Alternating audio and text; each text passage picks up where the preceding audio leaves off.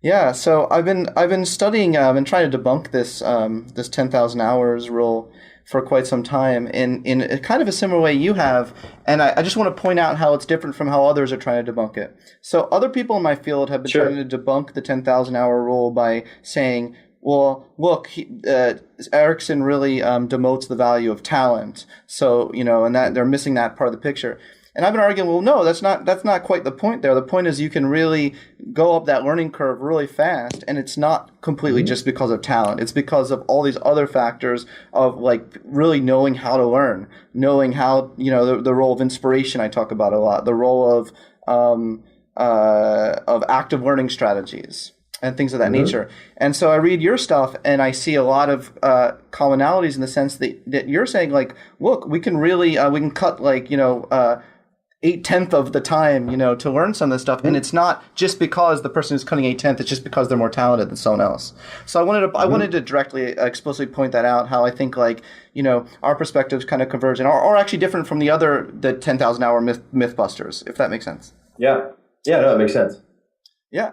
So I'd love to hear some of your own personal experiences, like what you think are maybe some of the main principles that can help rapidly accelerate up the learning curve, despite the genes that you're born with.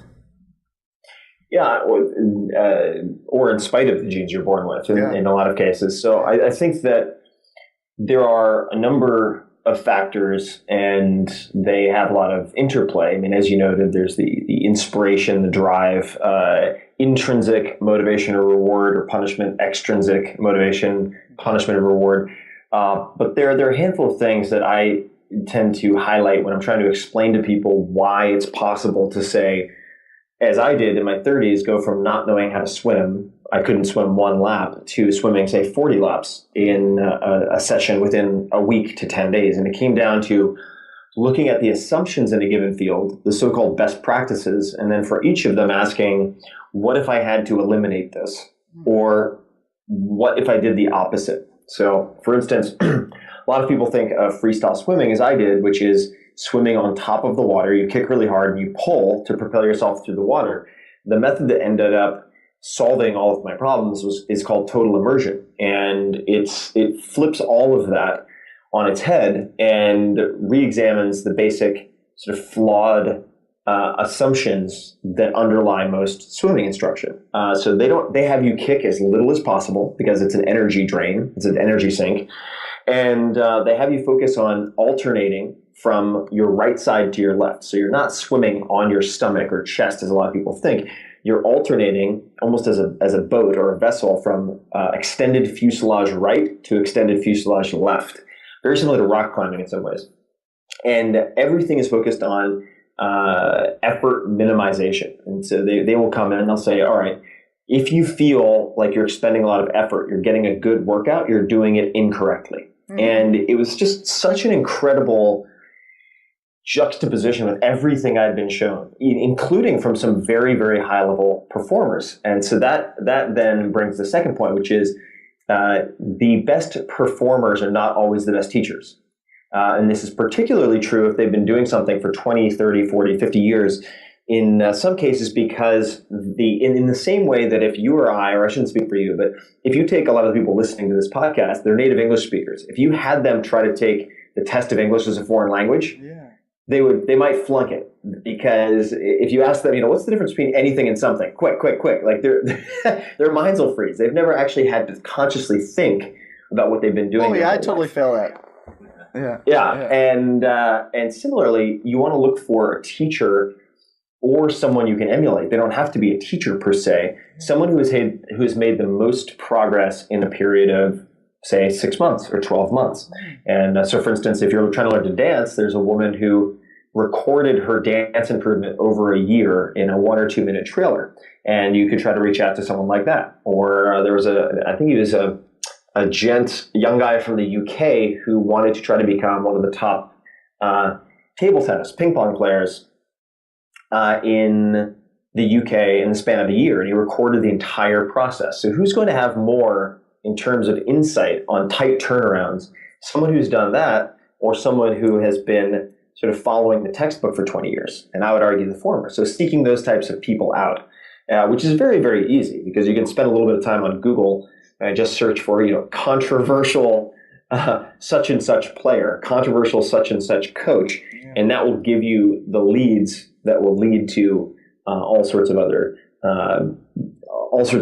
gold mines. And I think that also there's a misunderstanding from a lot of people who say harp on the 10,000 hour rule, using it as an excuse not even to try, and that is they view learning or skill acquisition as a linear process. And so if you have an X and Y axis, it's sort of cutting it right down the middle at a 45-degree angle.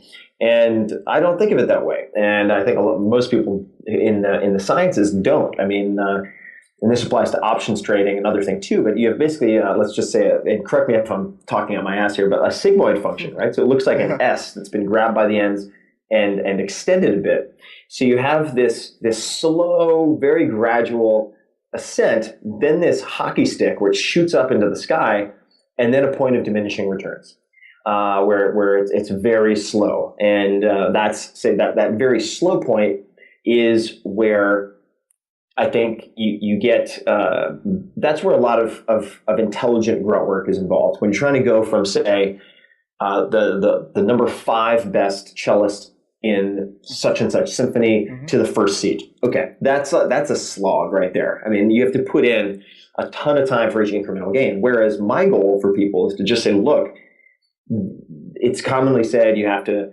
spend a lifetime learning a language. That's complete BS. I mean, you can become what most people would consider conversationally fluent in almost any language, in my opinion, in 6 months. And absolutely. And I used to consider myself bad at languages, and I've just replicated that too many times for myself and for other people to think otherwise. You think anyone? Well, anyone is a big word. I would say the vast majority of people. Okay. And there are 2 things I'd say to that. So my job is to show people how to chop off that first point part of the sigmoid curve, or to get to that hockey stick as quickly as possible. Now, when they hit that hockey stick, are they going to be the best in the world? No, they're going to be functionally fluent. And you can get, though, I think, to top 5% in the general population in almost any skill in 6 to 12 months. I've just seen too many examples. And there are 2 things I'd say to that. Number one is specific to language learning. Based on everything I've seen and research that I've read, I think adults can learn languages far faster than children. The reason that they typically don't is because they have mortgages and jobs and obligations, and a choice. It's an option whether they choose to study or not. And if you take a kid and throw them into a kindergarten in a different language, what choice do they have? A, and B, they have no other obligations. So it's more a function of logistics than mental capacity. That's number one. And Hakuta has done some very interesting research here. There's a book called In Other Words, which is a little old, but I think everything I've seen in working with a lot of tech startups would reinforce this. Yeah. Sorry, I'm getting on my soapbox here because I get all amped up. The second thing this is great. Is the second thing is that it's very dangerous to focus on averages and exclude the outliers when it comes to examining peak performance. And so they'll say, well, on average, people in the top 5% sleep X number of hours per night and do this and do this. But the averages can be very misleading. And in the way that, if Bill Gates walks into a bar, the average net worth is, $50 million or something like that. And I remember reading a story it's an anecdote about Warren Buffett, and he was being sort of harangued by a bunch of efficient market theorists who say, like, the market's incorporated all the information that's available, therefore, blah, blah, blah. And he was saying, well, and they would argue, they're like, well, look, Mr. Buffett, we don't believe in stock picking. And if you had, 10,000 orangutans flipping quarters, eventually, just by sheer chance and probability, you would have 10 who seem to be master coin flippers to get heads all the time, and they would go off and write books about how to flip coins and make tons of money doing that. And that was intended to kill Buffett's argument. He said, well, fine, that's true. He said, but if there's one small place in Omaha that seems to manufacture these magical coin flipping orangutans over and over and over again, if you find a concentration in a peculiar fashion, you should research that. And you can find these kind of mutant factories for all sorts of skills. I mean, whether it's chess, whether it's jujitsu, like the school that's co-owned by a mutual friend of ours, Josh Waitzkin, with Marcelo Garcia, 10-time world champion. Yeah. You can find these factories. Tennis, they're all out there. You just have to track them down.